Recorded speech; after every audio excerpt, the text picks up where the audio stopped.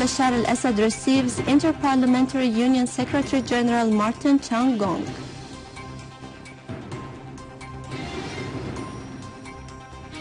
Six martyrs and an injured child in the new Israeli aggression on al-Amal farm in Quneitra as the Syrian Popular Resistance shells Israeli positions. Syrian Arab Army continues securing the safety of the citizens who resorted to it after being affected by Takfiri terrorism in Damascus countryside. And Minister of Culture, in cooperation with the Theatre and Music Directorate, launched the Child Festive in al-Hamra Theatre in Damascus.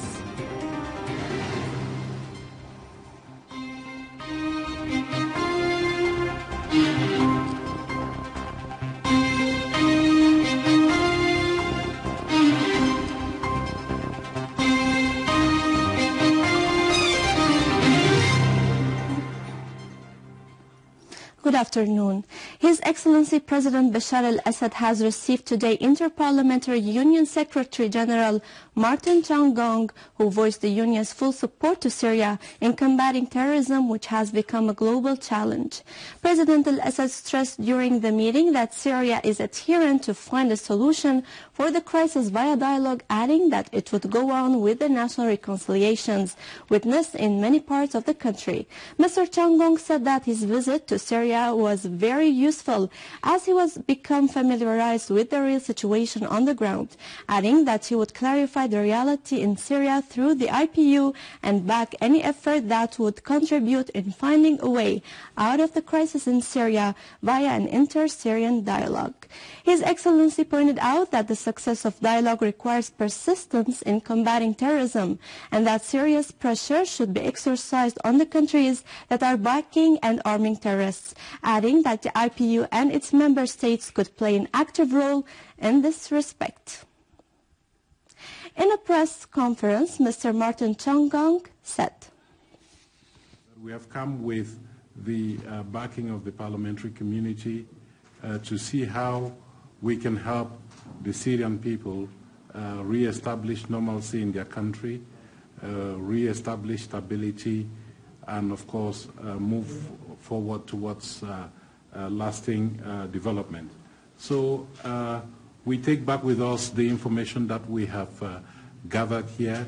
We take back with us the data that has been provided to us by the various authorities here.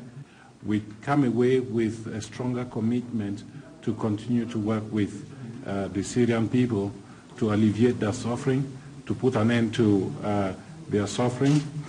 We have also come here to look at how we can help resolve the issue of terrorism and extremism, which is something that is not specific to Syria. It is something that is a global phenomenon, and we believe that it is important that for a global problem we need global solutions. Speaker of the People's Assembly Mohammed Jihad al-Laham discussed with Inter-Parliamentary Union Secretary General Martin Chungong efforts to rally and unite international efforts to confront terrorism and extremism. Al-Laham said that Syria is always open to cooperate with good efforts and honest intentions to help the Syrians overcome the crisis and stem the tide of terrorism.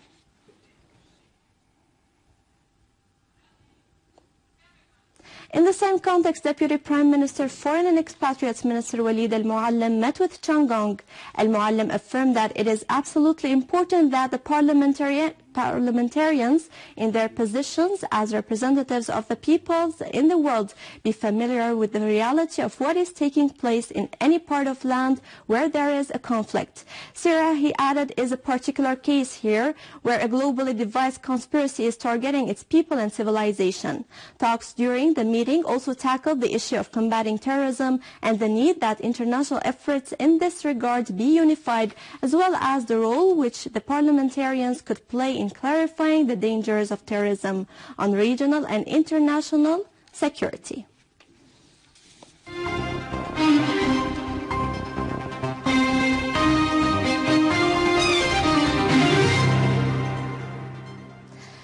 Syrian Foreign Minister Mohammed Jawad Zarif severely condemned the Israeli aggression on al-Amal farms in Quneitra. A military source had said that within the framework of supporting the armed terrorist groups, Israeli helicopter fired 2 missiles from inside the occupied territories towards al-Amal farms in al-Quneitra, killing 6 people and severely injuring a child. Information Minister Omran al-Zabi said that the Israeli aggression on Quneitra is not surprising and that it is a continuation of the crimes committed by the occupation entity since the beginning. He affirmed that it comes within the framework of supporting terrorist organizations, which are internationally placed on the list of terrorism. In an interview with Al-Manar TV, al-Zabi said that the Israeli entity is acting in a clear and uncovered manner by providing a direct support to the armed terrorist organizations, particularly al-Nusra, which is enlisted by the UN as a terrorist organization. This reveals the sum of the Israeli complicity with the terrorist groups in Syria. Minister al-Zabi pointed out that the Israeli occupation is depending on the role of the terrorist organizations, counting on it to be like the role of the buffer zone between it and the Syrian army and people. Minister of Information called on the international organizations, particularly the United Nations, to act in a manner consistent with the UN Charter and the resolutions that are related to the occupied Syrian Golan. Syrian Arab Army units continued purging Abu al-Duhur area from al-Nusra, Ahrar al-Sham and other terrorist organizations that operate in full coordination with Erdogan's regime. A military source said that Syrian Arab Army units eliminated many terrorists and injured others in Abu al-Duhur, Talab and Tel Salmo, destroying their criminal tools as the citizens in these areas had been under repeated terrorist attacks that forced a large number of them to flee after the terrorists destroyed their houses and robbed their properties. In Idleb's western countryside, Syrian Arab Army carried out several operations against terrorist hideouts in the villages of Zayzoun and Ain al-Bara, killing many of them.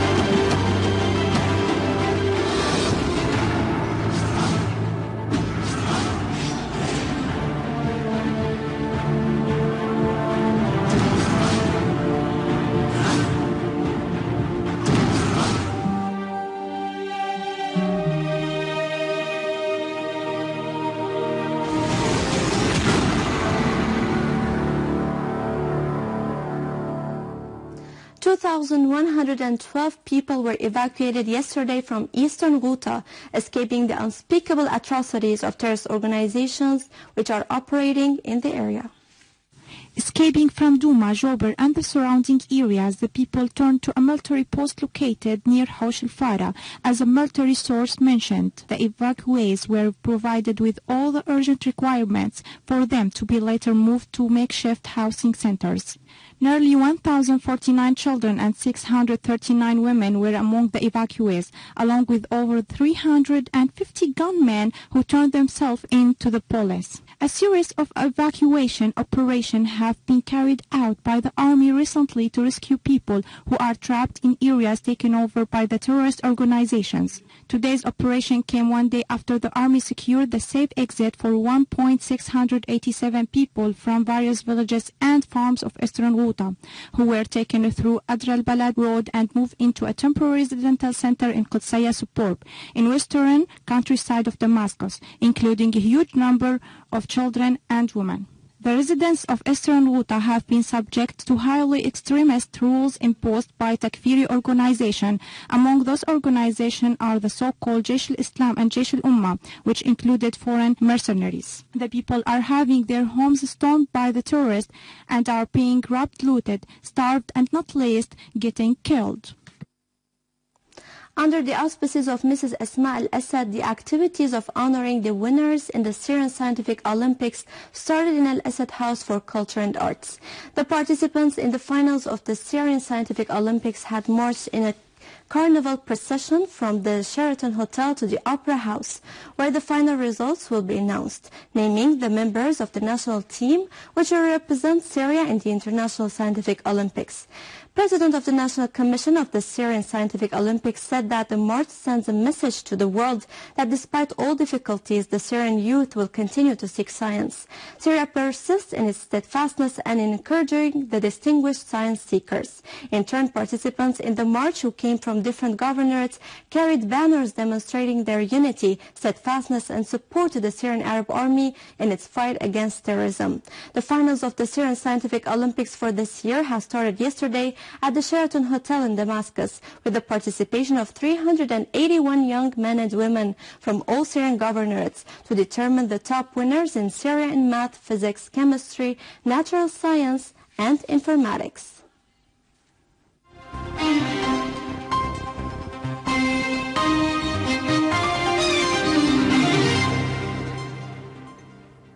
Welcome back. Education Ministry and the United Nations Children's Fund held a workshop to discuss Syria's national strategy to increase awareness on the dangers of unexploded ordnance of the terrorist war raging in the country. The workshop mainly discusses means of building the capabilities of societies in the field of protection against unexploded ordnance and updating mechanisms to improve awareness-raising programs. Minister of Education said that he follows the course of the educational process to adapt to the raising requirements due to the current situation. The major focus of these patterns, he added, is physically protecting children against unexploded ordnance, including ammunition, explosives, bombs and mines, which could be left behind after the war is over or in the areas announced secure after terrorists were expelled.